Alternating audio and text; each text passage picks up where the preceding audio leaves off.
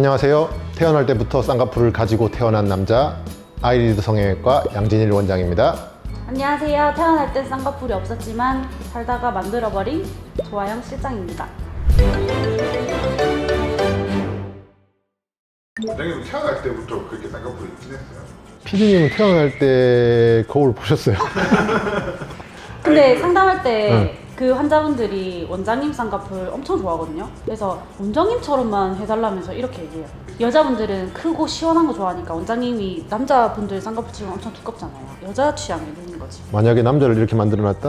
혼나죠, 혼나. 보여주시죠. 눈이 예쁜.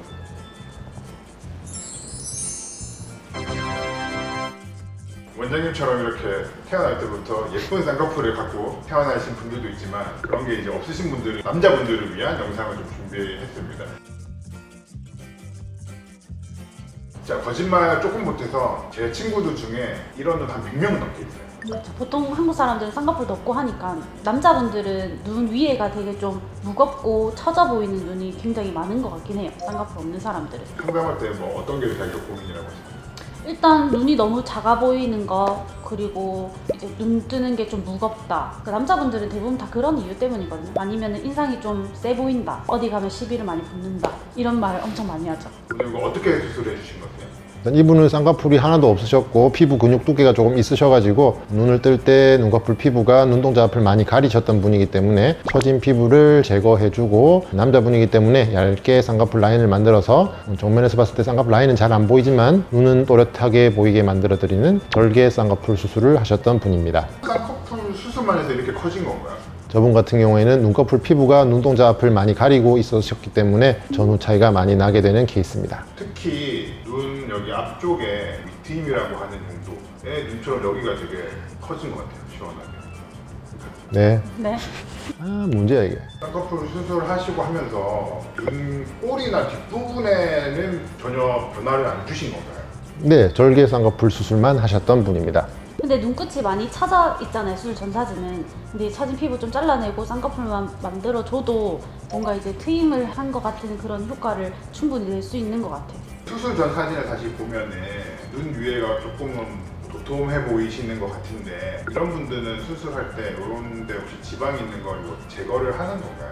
지방 제거는 물론 했겠죠. 근데 이제 보통 일반적으로 알고 계신 분들은 이제 눈꺼풀 위가 여기가 두툼하면은 다 지방이라고 생각을 하시고 지방을 제거하면은 여기가 얇아질 거라고 생각을 하시는 분들이 굉장히 많이 있는데요. 지방 부분도 물론 있겠지만은 피부 근육이 많은 부분을 차지하고 또 특히나 눈썹이 많이 내려오신 분들 같은 경우에는 피부가 조금 더 좁은 공간에 모이게 되니까는 두툼해지는 부분이 있어요. 그런 부분에는 절개를 해서 잘라내거나 아니면 눈썹 자체의 위치를 올려주는 수술을 하셔야지 그 부분이 많이 얇아지실 수가 있습니다. 지방 제거는 물론 안 좋은 거라서 무조건 제거를 많이 해야지 좋은 게 아니고 지방이라는 거는 어느 정도 양은 있어 줘야지 부드럽게 눈이 떴다 감았다 윤활작용 때문에 눈을 떴다 감았다 하기가 수월하실 수가 있고 또 겹주름이 안 생길 수가 있어요. 남성분들은 눈 수술을 이렇게 희망하실 때 지금 눈처럼 쌍꺼풀이 크게 도드라지지 않는 이런 형태의 눈을 가장 많이 선호하시죠?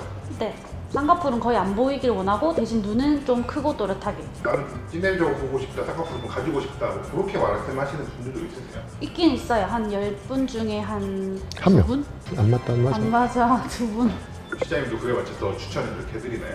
네. 요즘은 쌍꺼풀 보이는 연예인들이 엄청 많잖아요. 그래서 굳이 쌍꺼풀을 없이 안 보이게 수술할 필요는 없는 것 같아요. 너무 덮이게 너무 얇게 잡으면은 수술 전후 차이가 크지 않을 수가 있어요. 그래서 실제로 첫 수술에서는 쌍꺼풀 라인을 거의 안 보이게 잡아달라고 했다가도 나중에는 생각해 보니까는 쌍꺼풀 라인이 좀 보이는 게 좋겠다, 살짝은 보이게 해달라고 마음이 변하셔서 재수술을 하시는 분들도 있습니다. 요즘 몇 년 사이에 남자분들도 눈수술 굉장히 많이 하시긴 하지만 그래도 아직까지는 뭐 여성분들에 비해서는 많이 안 하시는 편이죠. 사실 그 중에 하나가 쌍꺼풀 수술을 한 이후에 조금 티가 나가지고 주변 친구들한테 놀림 받는 게 싫어서 안 하는 경우가 되게 많거든요. 그런 걸 좀 고민하시는 분들한테 좀 이렇게 말씀을 해주실 수 있는 게 있다면. 근데 아까 뭐 수술 전후 사진 보셔서 아시겠지만은 경과가 너무 좋잖아요. 수술했을 때 되게 좀 인상도 남자다워지고 더 인상도 선해지고 되게 좋은 수술 아니에요?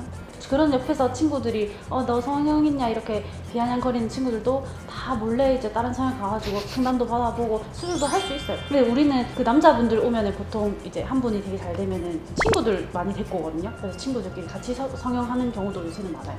그래서 남자, 여자 이런 거 상관없이 눈성형 같은 경우는 했을 때 되게 전 좋은 수술이라고 생각하고요.